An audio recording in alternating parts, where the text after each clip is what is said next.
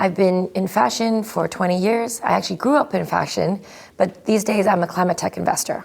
I grew up going to my family's factory, holding my nose and asking, why is it so smelly? What is all this dust? And where is all the colored water going for the knitwear factories and the denim factories that we had? And these are the things that we are tackling within sustainable fashion, of how to make things better, what materials to make it with, and to make it have a lesser impact on the planet. When I started in sustainable fashion almost 10 years ago, and I went to talk to a lot of fashion designers, big company CEOs. At that time, people would turn around and run away from me. Of course, the industry is very different today, where everyone is trying to tackle this issue. Whether it's setting net zero goals, whether it's using new materials and new fabrics, whether it's looking at their carbon footprint in order to lower them, everyone's trying to do their part. So I started in sustainable fashion because I got into food, actually, and with organic food. And I knew, wait, cotton is also grown from the soil. Is there organic cotton? And then I started asking questions because we know that plastic was not very healthy to us and not healthy to the planet. But most of our clothes are made with polyester, which is a petroleum-based material. And so these are the early questions I started asking. And then from the investment side, we looked at companies that were doing very novel things. For example, companies that grew leather in a lab, to using plant-based materials to make leather. And now I'm wearing leggings made from fermented sugar from agricultural waste. Or we have silk shirts that is regenerative agriculture silk. We also have materials made from shellfish or seaweed, and all these new interesting materials which have a much lower carbon footprint than what we've been used to using. But the prices for sustainable materials are all coming down.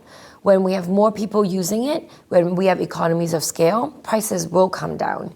Of course, there's other options to be sustainable as well. Me and a bunch of women working in fashion, we pledged together, and we're actually in the Telegraph, to only buy 5 new items of fashion clothing this year. I'm probably going to buy 0. But then there's also rental business models, resale business models, vintage pre-loved options as well. So there's many different options to keep your wardrobe as sustainable as possible. But the truth is, the material science and the material innovation have costs that are definitely coming down. Global consumption of fashion will continue to go up, and I don't think that trend is going to change too much. Therefore, we are investing in a lot of recycling options and upcycling options, but lots of new recycling technologies are coming onto the market. Whether it's recycling that enables natural materials and synthetic materials to be split and easily recycled, or mechanical recycling, where things can be broken down physically to be remade into new things.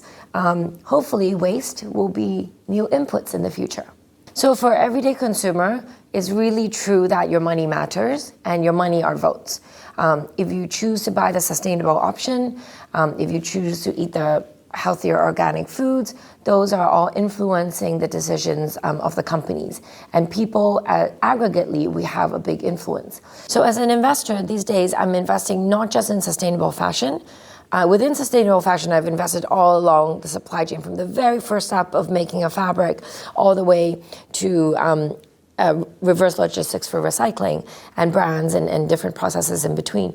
But as an investor, I'm looking at general climate tech as well. So things like carbon capture, renewable energy, carbon markets, packaging alternatives. I'm expanding my investments to all climate tech.